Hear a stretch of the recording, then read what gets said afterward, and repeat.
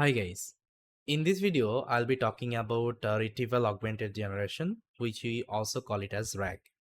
So see guys, in generative AI mostly we'll be working with the RAG based system because here fine-tuning large language model is a little bit difficult. Even we have already saw that, okay, how we can do the fine-tuning operations. I already showed you how one fine-tuning example, right?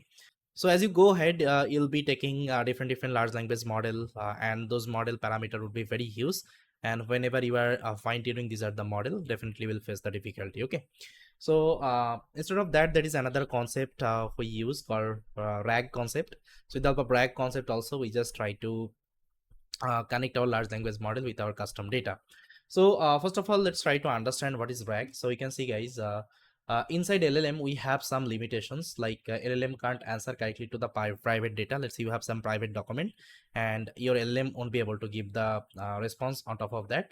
And LLM can't provide the most current information. That means if you are having some current documents, okay, so it doesn't have the information because it has one like a knowledge cutoff. Let's say you have used one LLM that is only trained till 2021. Yeah, okay, so that means after 2021 whatever things has happened, it doesn't know that. Okay, so this is the problem. So you can see guys, to prevent this issue we use something called Retrieval-Augmented Generation. So here we use RAG for allowing LLMs to use the external sources for better response. That means here, let's say we have some documents. First of all, we'll be using one embedding model. With the embedding model, we'll try to create the vector embeddings. Okay, and these vector embeddings will try to store to the vector database. I think I already showed you the vector database concepts, and I also showed you how we can generate the embeddings and all. Everything I already discussed. Now we'll try to connect the large language model to the vector database, and this will become our knowledge base. That means whatever question user will ask, okay, first of all it will go to the knowledge base. Okay, knowledge base will return some relevant response. Then it will also pass to the LLM, and the question will also pass to the LLM. LLM will try to get the context, and it will have the questions, and it will refine the answer, and it will send it to you. So this is the entire actually idea of the RAG. That means here you are giving this knowledge base as a context, this particular vector database as a context to the LLM. Okay, this is the idea.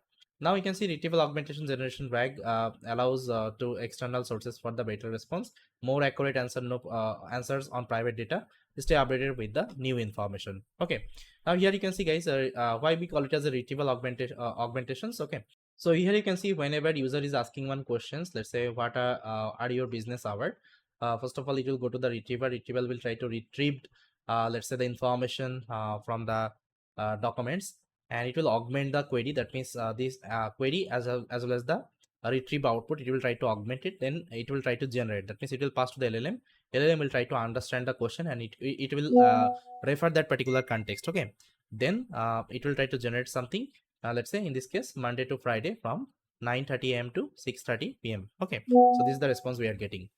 So yes guys, this was the RAG concept. Now we'll try to see some RAG components. Okay, after that we'll also try to implement actually RAG in a practical way. We'll try to implement the entire RAG applications. Okay, then I think after that your understanding would be clear. So thank you so much.